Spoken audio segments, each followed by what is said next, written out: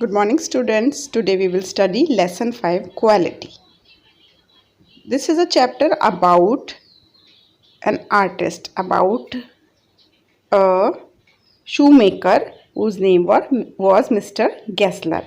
और mister Gessler एक German shoemaker थे जो कि लंदन में रहते थे. तो जब भी यहाँ पे मिस्टर गेस्लर के वर्ड्स आएंगे, जो उन्होंने जो कहा है वो आएगा, तो कुछ अजीब सी लैंग्वेज में आएगा क्योंकि उसका एसेंट जो है, बोलने का तरीका जो है वो जर्मन में लिखा हुआ है. तो हम स्टार्ट करते हैं. इस चैप्टर का नेम है क्वालिटी. क्वालिटी मीन्स क्या उसकी क्वालिटी थी, क्या उसका नेचर था, क्या उसके जूतों की क्वालिटी हुआ करती थी और वो किस तरीके के पर्सन थे. इनके बारे में हम मिस्टर गेस्लर के बारे में पढ़ेंगे. आई यहाँ पर हमारे ऑथर हैं जो ये हमें सारी स्टोरी बता रहे हैं. I knew him from the days of my extreme youth because he made my father's boot. He lived with his Elder brother in his shop which was in a small by street in the fashionable part of London. मैं जो हमारे author हैं वो उन्हें अपनी जवानी से जानते हैं, जबकि क्योंकि वो उनके फादर के जूते बनाया करते थे. और मिस्टर गेस्लर अपने भाई के साथ एक लंदन के एक फेमस मार्केट में उनकी एक छोटी सी शॉप थी. The shop had a certain quite distinction. कुछ अलग थी. Quite distinction means there is a difference. There was no sign upon it other than the name of Gessler Brothers. उसकी जो हेडिंग थी, जो नाम था, वो था Gessler's Brothers और कुछ नहीं था. And in the window a few pair of boots. मैं आपको दिखाती हूँ, देखो ऐसी उसकी शॉप थी और विंडो में कुछ ही आइटम, जैसे विंडो में लगे रहते ना आजकल, तो बहुत शोकेस होते हैं, उनकी विंडो में कुछ आइटम्स लगे रहते थे और बस एक सिंपल सी हेडिंग थी, गैस्लर brothers. He made only what was ordered and what he never failed to fit. To make boots, such boots as he made, seemed to me then and still seems to me mysterious and wonderful.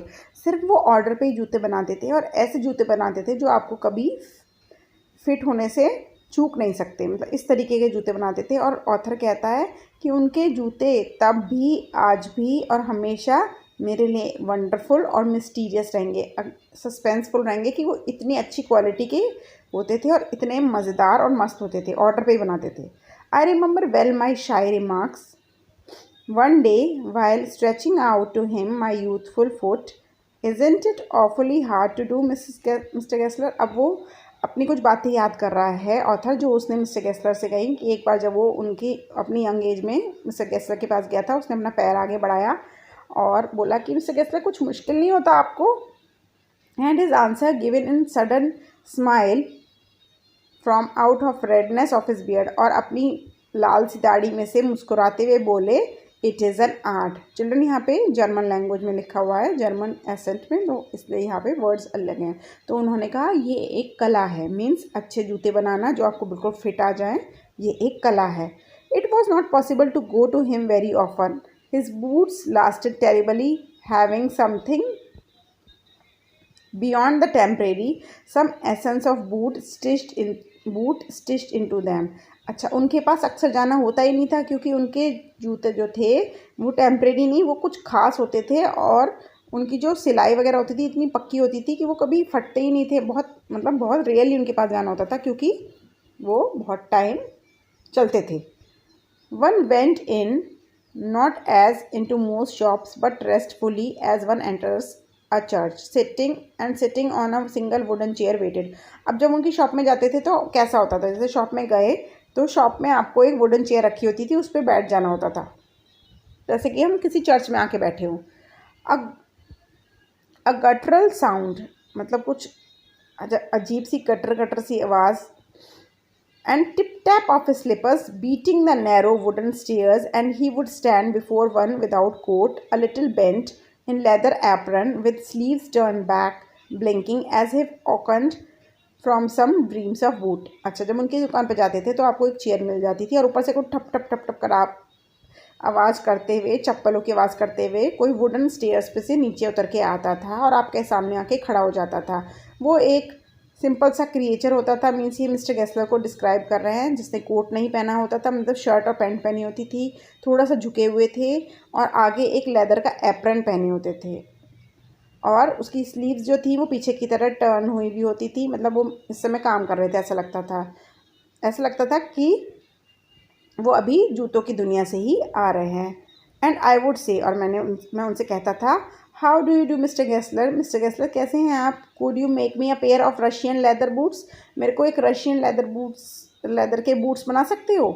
Without a word, वो इतना ही सुनते थे और इतना सुन के वो वापस चले जाते थे। Without a word he would leave me retiring whence he came, जैसे वो आए थे वैसे ही मुझे छोड़ के चले जाते थे, और into the other portion of the shop, and I would continue to rest the wooden chair inhaling the incense of his trade. अच्छा, वो वापस मुझे इतना सुनकर, मतलब जो भी कस्टमर को चाहिए होता था वो सुनकर वो बिना कुछ बोले चले जाते थे और मैं वहीं बैठा रहता था और उनके चमड़ों की खुशबू सूंघता रहता था। चमड़ों में से जो लेदर होते हैं इनमें से बहुत ही अजीब सी गंदी सी बदबू आती है, तो ऑथर कह रहा है मैं वो वहीं बैठा हुआ सूंघता रहता था। Soon he would come back holding in his hand a pair of gold brown leather, और जैसे हमने ऑर्डर किया होता था उस टाइप से ही रिलेटेड वो अपने हाथ में एक गोल्ड ब्राउन लेदर का शूज़ लेके आते थे। With his eyes fixed on it he would remark, और उनकी तरफ देखते हुए वो कहता था, व्हाट अ ब्यूटीफुल पीस, कितने प्यारे हैं। When I too had admired it, he would speak again, when do you want them? और जब मैं भी उन्हें देख लेता था तो वो जवाब देते थे, तुम्हें ये कब चाहिए? And I would answer, oh as soon as you conveniently can, अरे जितनी जल्दी हो सकता है आप उतनी जल्दी मुझे दे दीजिएगा।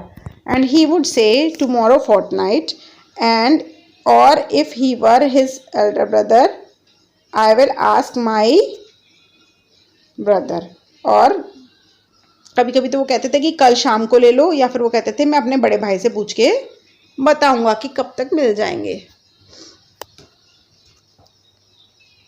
देन आई वुड मरमर, और फिर मैं धीरे से बोलता था, thank you, good morning mister Gessler, good morning, he would reply still looking at his leather in his hand, अपने जूतों को ही देखते रहते थे और इस तरीके का कुछ सीन होता था।